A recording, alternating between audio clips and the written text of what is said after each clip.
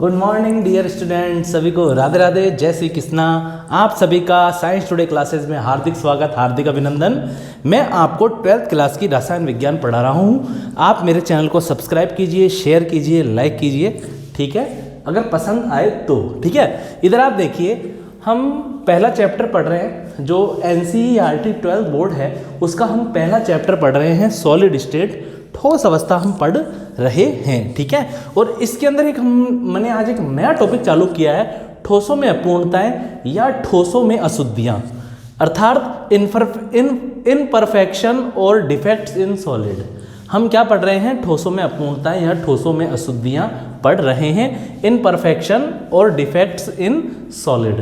देखिए, हमने पढ़ा था कि ज्यामिति के आधार पर ठोस दो प्रकार के थे, ठीक है, क्रिस्टलीय ठोस और अक्रिस्टलीय ठोस।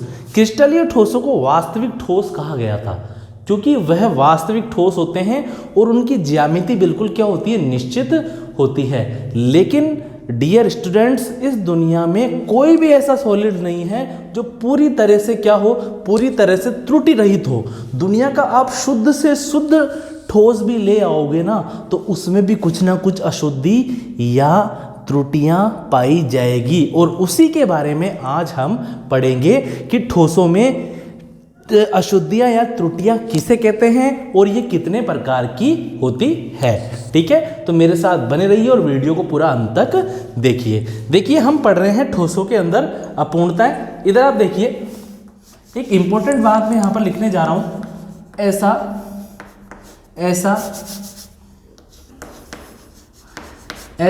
आयनिक क्रिस्टल,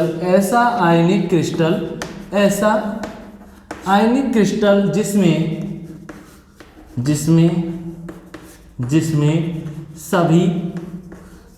सभी एकक कोष्ठिका संपूर्ण क्रिस्टल जालक में, एकक कोष्ठिका संपूर्ण क्रिस्टल जालक में,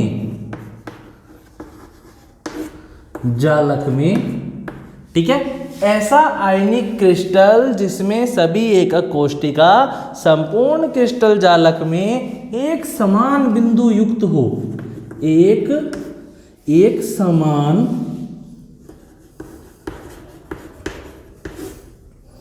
बिंदु, ई बिंदु की जगह परमाणु या आयन भी लिख सकते हैं, अवयवी कण भी लिख सकते हैं, एक समान बिंदु युक्त हो।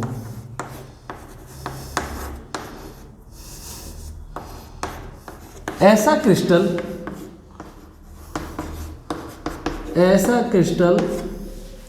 या ठोस भी लिख सकता हूं ब्रैकेट में, ठोस आदर्श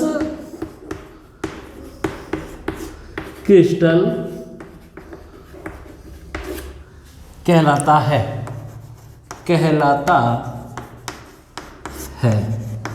क्या बताया गया है कि ऐसा आयनिक क्रिस्टल या ऐसा आयनिक ठोस जिसमें सभी एकक कोष्ठिकाएं। अरे भैया, हमने क्या बोला था? ये एकक कोष्ठिकाएं क्या है?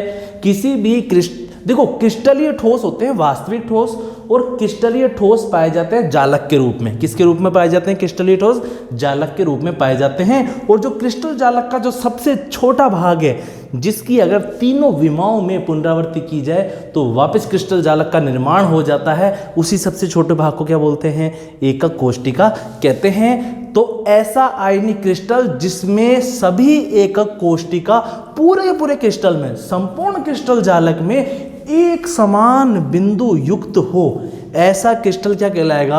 आदर्श क्रिस्टल कहलाएगा। मतलब कि ऐसा क्रिस्टल जिसमें सभी एकक कोष्ठिकाएं बिल्कुल समान है और समान रूप से, बिल्कुल प्यारे से, बिल्कुल अच्छे प्रकार से व्यवस्थित है, तो ऐसा क्रिस्टल क्या कहलाएगा? आदर्श क्रिस्टल कहलाएगा। तो इस परिभाषा को अच्छे से याद कर लेना। आदर्श क्रिस्टल किसे कहते हैं? कि ऐसा आयनिक क्रिस्टल जिसमें सभी एकक कोष्ठिकाएं, ठीक है, संपूर्ण क्रिस्टल जालक में एक समान बिंदु युक्त हो, ऐसा क्रिस्टल या क्रिस्टल ठोस आदर्श क्रिस्टल कहलाता है। ठीक है, और लिखेंगे हम कुछ एक बात,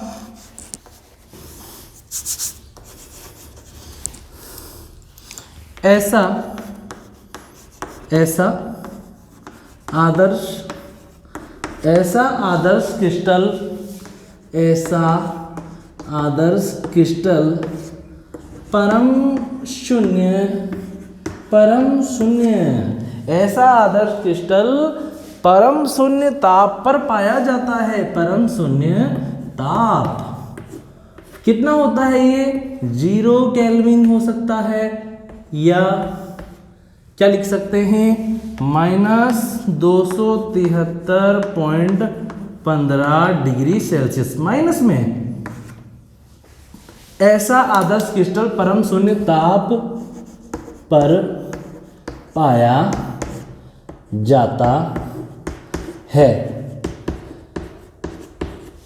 ऐसा आदर्श क्रिस्टल जिसमें किसी भी प्रकार की अशुद्धि नहीं है, सभी एकक कोशिकाएं संपूर्ण क्रिस्टल जालक में समान बिंदु युक्त है। ठीक है, तो ऐसा आदर्श क्रिस्टल तो सिर्फ और सिर्फ बहुत कम तापमान पर, अर्थात परम शून्य तापमान जिसे 0 डिग्री केल्विन या -273.15 डिग्री सेल्सियस भी कहा जाता है, इतने कम तापमान पर, मतलब ऐसा आदर्श क्रिस्टल जिसमें किसी प्रकार की अशुद्धि नहीं हो, त्रुटि रहित हो, और जिसमें सभी एकक कोशिकाएं संपूर्ण क्रिस्टल जालक में एक समान बिंदु युक्त हो, ऐसा आदर्श क्रिस्टल तो सिर्फ और सिर्फ परम शून्य ताप पर पाया जाएगा। ठीक है, लेकिन वास्तव में क्या है? परम शून्य ताप संभव नहीं है, और साथ ही साथ ऐसा क्रिस्टल मिलना भी रेयर है।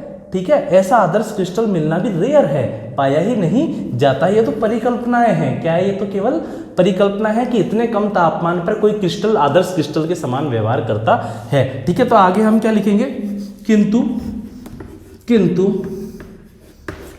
किंतु वास्तविक रूप से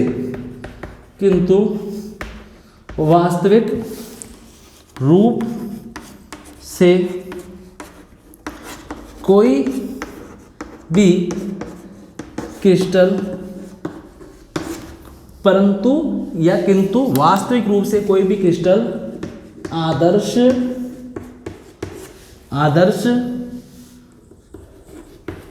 व्यवहार नहीं दर्शाता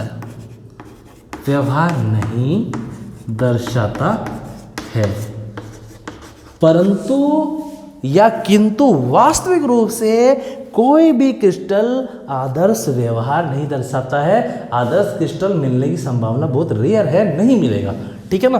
ठीक है, अब यहाँ पे हम देख लेते हैं परम शून्य ताप किसे कहते हैं। परम शून्य ताप क्या है? यहाँ पर एक शब्द आया था परम शून्य ताप। ठीक है, तो यहाँ पर हम लिख लेते हैं नोट करके, नोट परम शून्य ताप, परम शून्य ताप वह ताप है जिसमें परम शून्य ताप वह ताप है, परम शून्य ताप वह ताप है जिसमें परम शून्य ताप वह ताप है जिसमें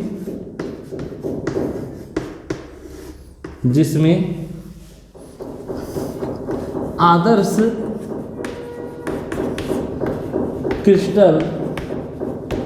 क्रिस्टल या आदर्श ठोस की एंट्रोपी शून्य होती है। क्या होती है? शून्य होती है। ठीक है, ये यहाँ लगा देंगे शून्य। ठीक है, ठीक है, तो परम शून्य ताप वह ताप है जिसमें आदर्श क्रिस्टल की एंट्रोपी क्या होती है? शून्य होती है। जो उसके अवयवी कण हैं वो बिल्कुल व्यवस्थित रहते हैं, उसकी एंट्रोपी क्या होती है? शून्य रहती है। एंट्रोपी मतलब क्या होता है? एंट्रोपी मतलब है अव्यवस्था की माप,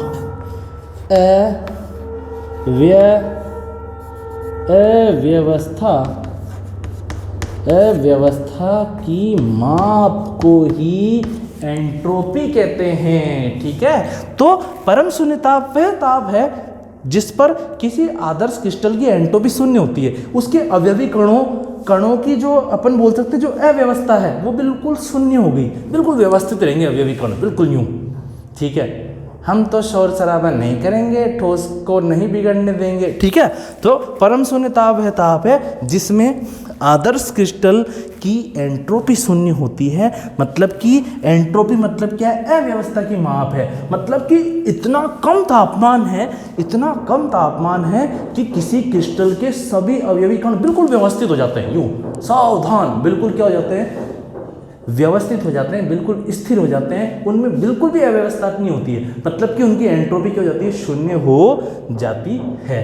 ठीक है, तो आई होप यहाँ तक तो आपको समझ गया होगा कि ऐसा आयनिक क्रिस्टल जिसमें सभी ऐसा आयनिक क्रिस्टल जिसमें सभी एकक कोष्टिका संपूर्ण क्रिस्टल जालक में एक समान बिंदु युक्त हो, ऐसा क्रिस्टल या ठोस आदर्श क्रिस्टल कहलाता है। ठीक है, ऐसा आदर्श क्रिस्टल केवल परम शून्य ताप अर्थात 0 केल्विन या -273.15 डिग्री सेल्सियस पर पाया जाता है, किंतु वास्तविक रूप से कोई भी क्रिस्टल आदर्श व्यवहार नहीं दर्शाता है। आदर्श क्रिस्टल हमें प्राप्त ही नहीं होगा। ये तो परिकल्पना है कि इतने कम तापमान पर कोई क्रिस्टल या ठोस आदर्श के समान व्यवहार करता है, मतलब उसकी एंट्रोपी क्या होती है? शून्य होती है। परम शून्य ताप वह ताप है जिसमें आदर्श क्रिस्टल की एंट्रोपी शून्य होती है। और एंट्रोपी का मतलब क्या है? अव्यवस्था की माप। एंट्रोपी क्या है? अव्यवस्था की माप है। ठीक है, अब मेन चीज तो अभी तक आई नहीं कि ठोसों में अपूर्णता या ठोसों में अशुद्धियां कहते किसे हैं। तो इसे हम देखते हैं कि कोई क्रिस्टल है, किसी भी क्रिस्टल में अव्यवस्था, किसी भी क्रिस्टल में अव्यवस्था या अनियमित होना ही, अनियमितता उत्पन्न होना ही किसी भी क्रिस्टल में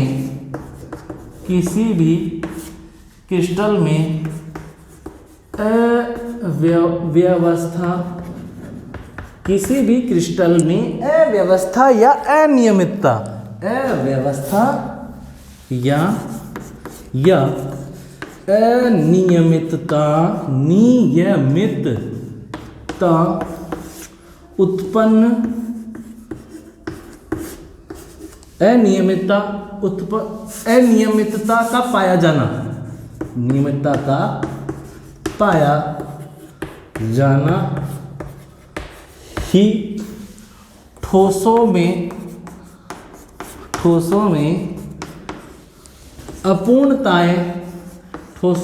अपूर्णता या अशुद्धियां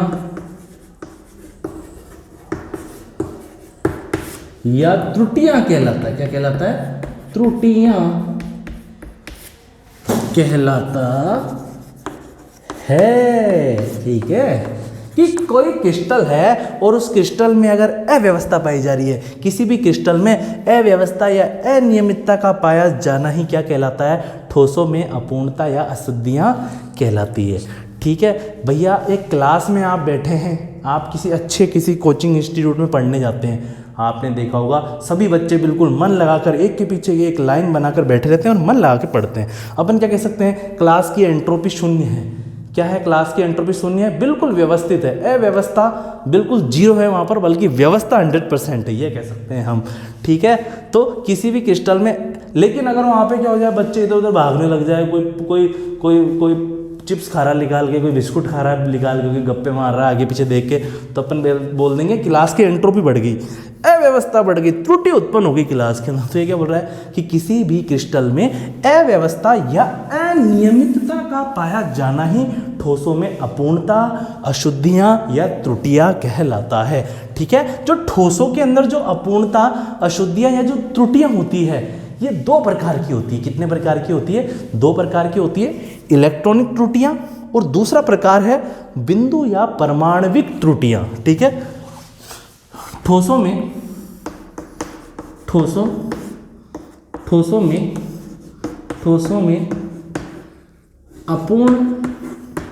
अपूर्णताएं या त्रुटियां, ठोसों में अपूर्णताएं या जो त्रुटियां हैं, ठोसों में जो अपूर्णता या जो त्रुटियां है, ये 2 प्रकार की होती है। कितने प्रकार की होती है? दो प्रकार की होती है, ये हमें याद रखना है अच्छे से। क्या रखना है? ये हमें याद रखना है। कितने प्रकार की होती है? दो प्रकार की। जो त्रुटियां ठोसों में इलेक्ट्रॉनों के कारण उत्पन्न होती है उसे इलेक्ट्रॉनिक त्रुटियां कहते हैं, और जो त्रुटियां ठोसों में किसी परमाणु के कारण उत्पन्न होती है उसे परमाणुीय त्रुटियां कहते हैं। ये दो प्रकार की है, इलेक्ट्रॉनिक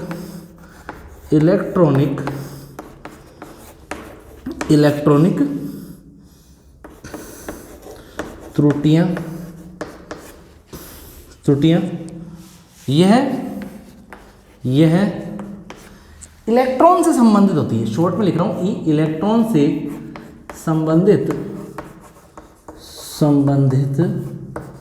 संबंधित ये इलेक्ट्रॉन से संबंधित होती है। ठीक है, इलेक्ट्रॉनिक त्रुटियां। और जो दूसरे प्रकार की त्रुटि है वो कौन सी है? वो कौन सी त्रुटि है?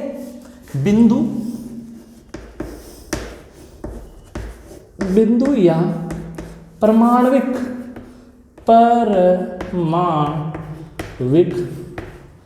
त्रुटियां।